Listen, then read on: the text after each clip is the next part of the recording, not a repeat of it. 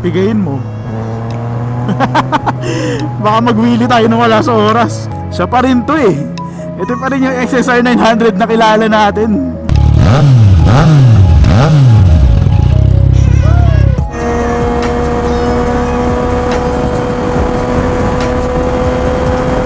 Uy, Kalamba exit tayo. Reset.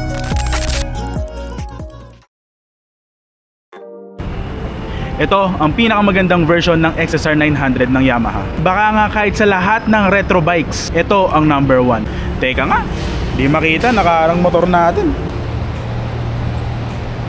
Yan. Dito lahat nagsimula. Version 1, version 2. Sarap sa mata, putik. Ito yung mga threesome na gusto ko. So bago tayo bumiyahe, siguro mag sound check muna tayo. Tapos quick comparison na rin ng dalawang itsura ng dalawang version ng Yamaha XSR 900. Pero sa totoo lang, kating-kati na ako i-ride to. Kakahiram lang natin, kagabi ko nga lang nakuha. Gusto ko lang i-compare yung parang unang mararamdaman ko as a user nitong Gen 2. So parehong hindi na stock yan. Unahin na natin yung sa atin. Tayo ay naka Orion.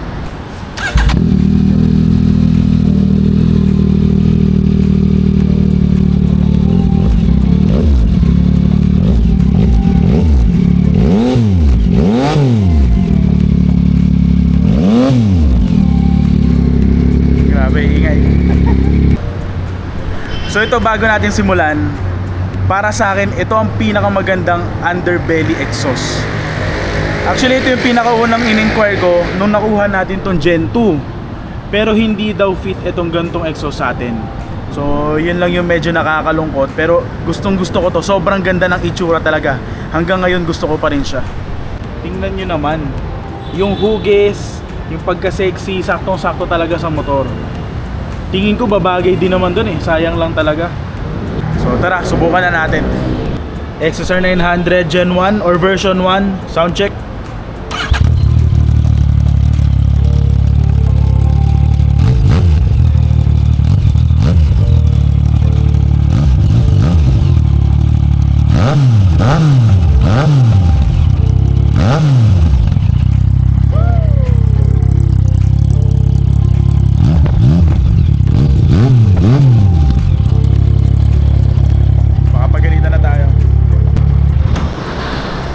Grabe, kung mamimili ka ng isa, bakit hindi dalawa?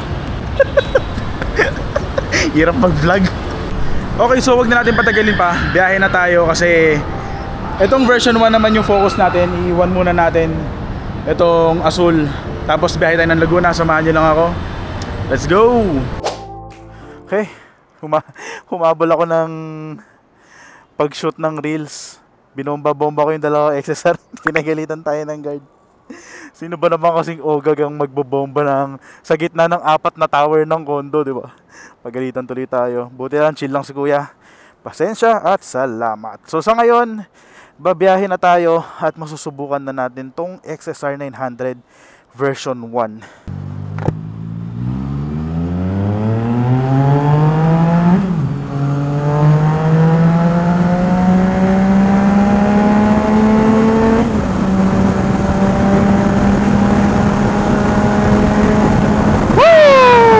Grabe.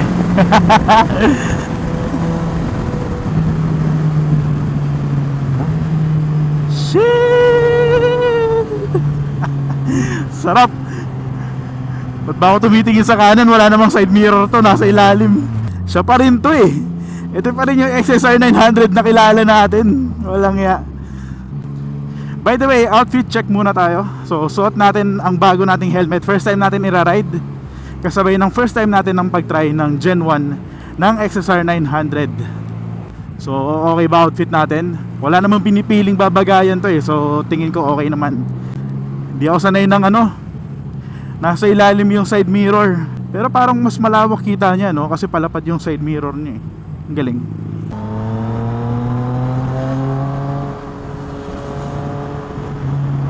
Woo! Grabe yung exhaust. Ang sarap sa tenga.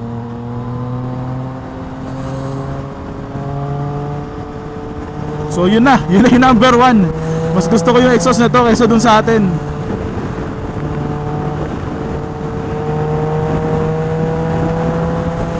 Pero syempre Acura to eh. Sayang talaga, hindi pwede sa atin yung gantong underbelly. Nakakainis.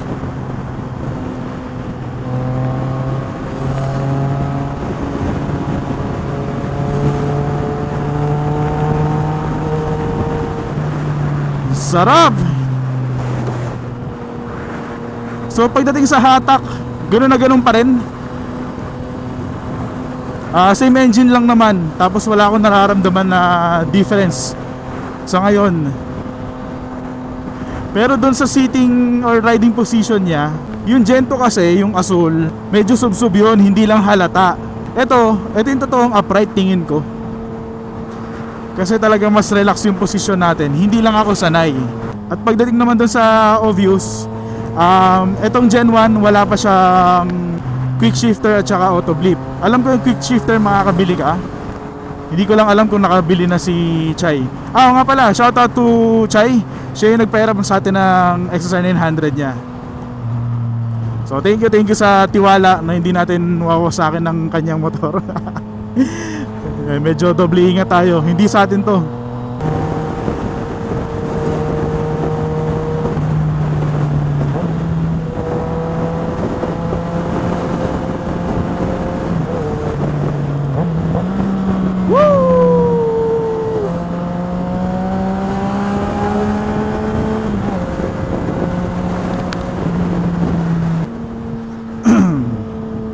Sino kaya to? Sila Shotty nga. Shot! Punta kayo resort? Resort? Hindi. Pasen mamaya. Bye-bye. Sabi na nga ba kilala ko yung escape eh.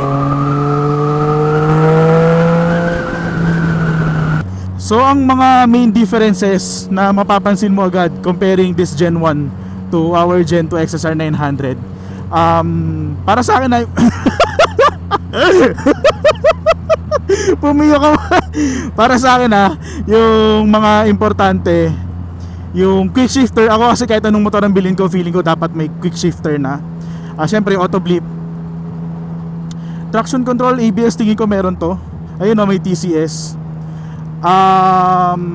Cruise control, yun medyo useful kasi yun kapag long ride.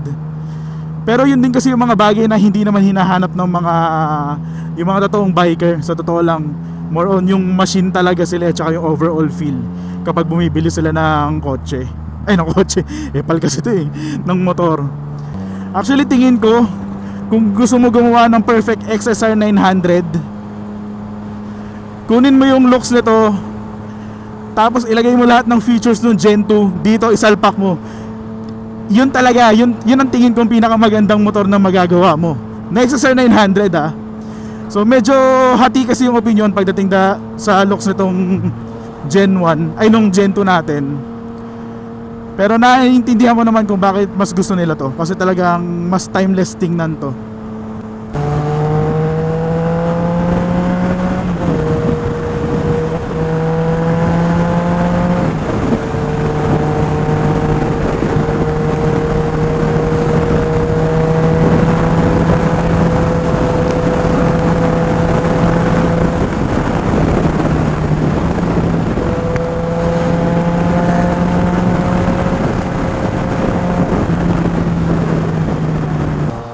Nakakalimutan kung bago rin yung helmet na gamit natin. Gusto ko pa na gumawa ng konting review nito. Ngayon lang kasi natin to ira-ride. So far okay naman. Wala namang, hindi ko ramdam yung pagiging mumurahin niya. Yun lang naman yung pinaka-concern ko eh. Helmet pa rin naman siya. So kayo ba, yung mga nanonood dyan na mahilig sa XSR, mapa 700 o 900 o kahit 155, kung pagdating sa 900 series, anong mas gusto nyo? Yung Gen 1 o Gen 2? Looks looks. Kasi syempre pagdating sa features medyo obvious naman na kung ano yung mas marami, yun yung mas okay. Pero dun sa itsura, anong mas gusto nyo?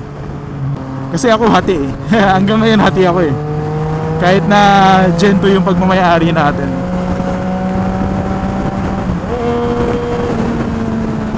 Ay bobo.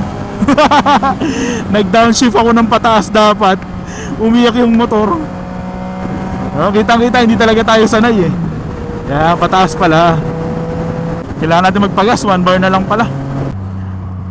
Papagod. Chill lang muna tayo. So sa mga gantong part mo na hahanapin yung cruise control eh. Kasi ako lagi naman akong waswas, pahinga, waswas, pahinga. So syempre nakikita nyo siguro sa vlog yung mga highlights lang. Pero sa totoo lang, nagpapahinga rin tayo. So dito ko na namimiss yung cruise control. Inom lang tayo, picture, pahinga konti. Itong enlarger, bibili tayo niyan. Ganda talaga eh, no? Grabe, underbelly exhaust talaga. May ganyan din para dun sa CBR, ay CB650R. So dun sa mga nanonood sa atin lagi, alam nyo na gusto ko rin sana matry yun. Yeah, may ganyan din siya. Kung yun yung nakuha natin, malamang yan din yung exhaust. Solid. So tara, bili muna tayo. Sayang hindi natin matest tong Chigi kasi hindi ako marunong gumamit. Ayoko namang i-connect pa sa phone ko. Mamaya magalaw pa natin yung settings. Pero buti may ganyang option na, no? Kasi kung gusto mo, ganito talaga yung tsura ng motor mo. Pero at the same time, meron kang magandang or yung updated or modern na ano ba tawag dito? May mabibili ka na. Oo nga, no, ngayon wala napansin, naka-tinted visor pala tayo. Kaya pala no, ang lamig sa mata. So hindi tayo pwede magpagabi.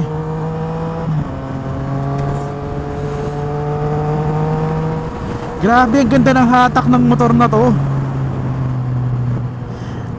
Ako magiging honest lang ako Siyempre yung sa atin bago, ina-assume ko kasi madalas kapag mas tumatagal na, nawawala yung hatak eh. Pero grabe to. Ganun na yung thinking ko kasi may mga na-try akong lumang motor. Parang wala nang gana mag-ride. So dahil doon hindi ako nag-expect dito. Ginugulat ako ng power nito ngayon. Kasi putik, bigayin mo. Baka mag-wheelie tayo nang wala sa oras. Hindi pa red line yun. 6,000, 7,000 RPM lang. Ayun pa pala yung dulo. Naiilang ako kapag umaabot dito. Hindi na tayo mag-fifth gear para kapag kailangan natin mag-brake, malakas yung engine brake. Layo pa pala. Ibig sabihin ang lakas talaga ng hatak niya. Kalahati pa lang. Di ko alam kung bias ako, pero basta Yamaha tapos XSR, ay talaga. Hindi ko magkakamali. Grabe.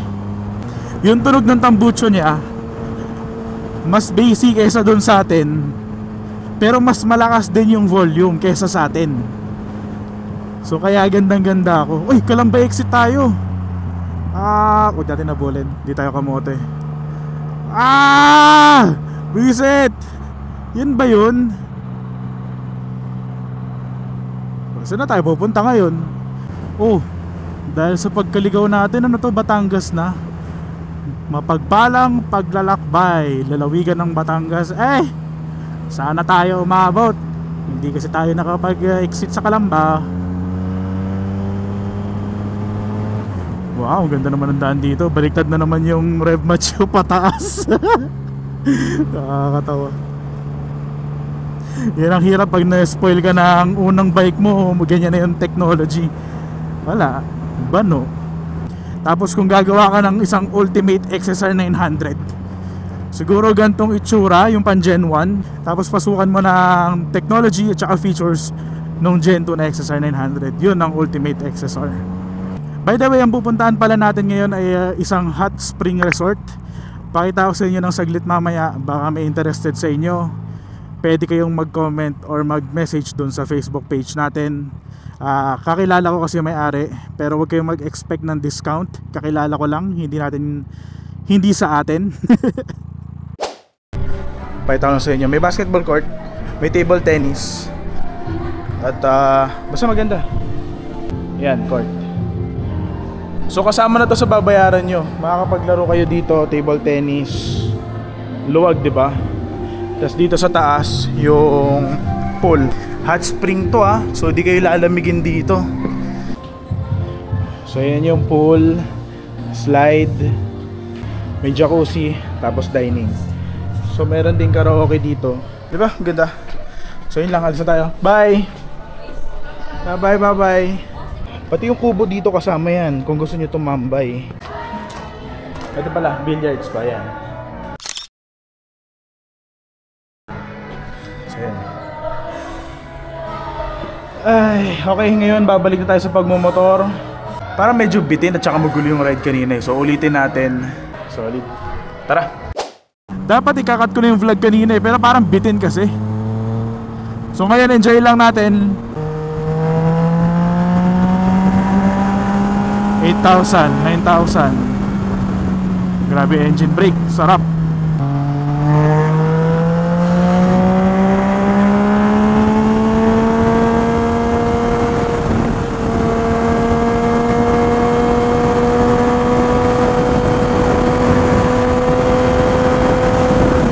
Woo! Yun, putek.